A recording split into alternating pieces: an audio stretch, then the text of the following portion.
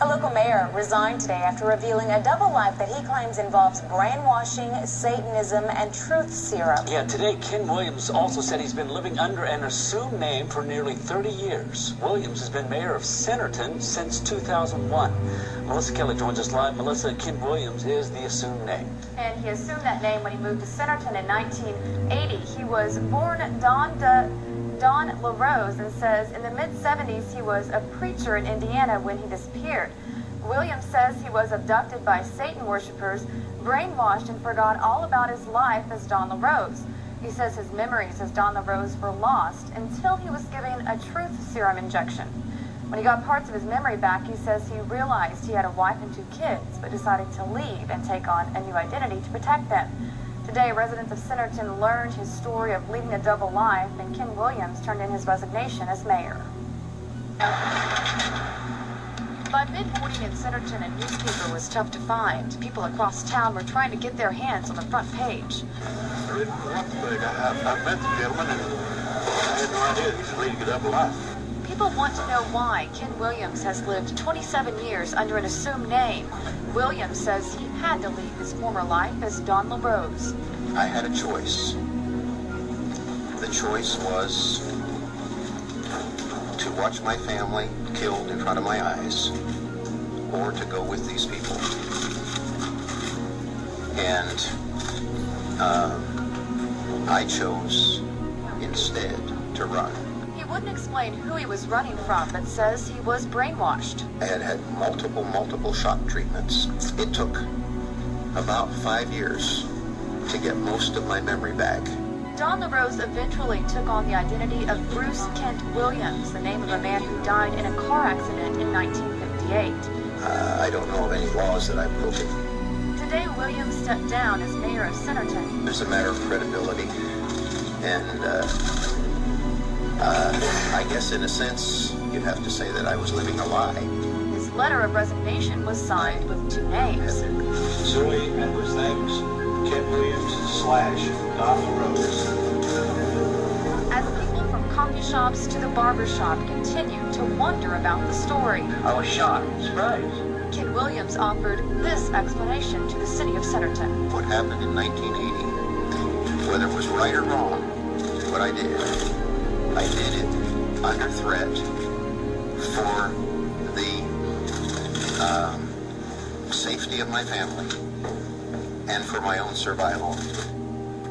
This information came out because Ken Williams runs a website about Don LaRose and his disappearance. Don LaRose's former family found the website and started wondering about its author, who was running that website. They found the site was registered to Ken Williams, and then the family went from there. And by the way, today Ken Williams says his current wife is standing by him, and the 2 of them plan to continue living in Centerton.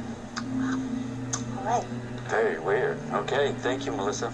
Today, Ken Williams says he plans to continue living as Ken Williams. Yeah, he says he's not under investigation for any criminal wrongdoing.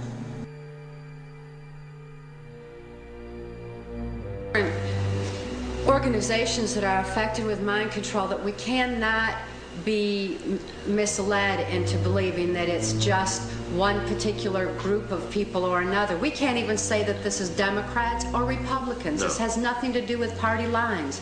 What it has to do with is a New World Order agenda.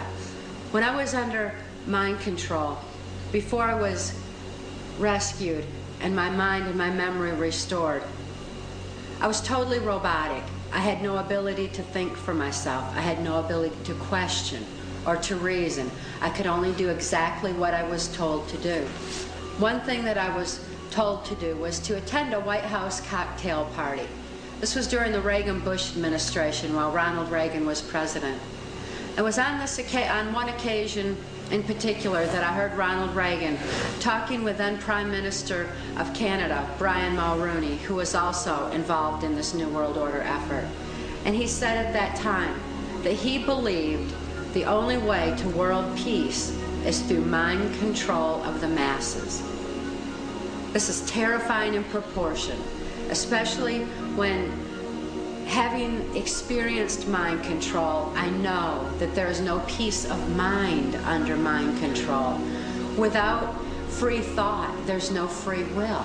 without God-given free will, there's no spiritual expression. And I wonder, what kind of a so-called world peace can we have where people have no peace of mind, where they have no spiritual expression, when they're not even in touch with their own identity? Or it's very frightening in proportion when we consider the ramifications of what all mind control entails and how anyone can justify a robotic society under the so-called world peace guise, which is actually the New World Order, world dominance. My experience that Ronald Reagan took orders directly from George Bush. George Bush was one of the highest up that I'm aware of, if not the highest up that I was ever exposed to during the course of my White House Pentagon level mind control victim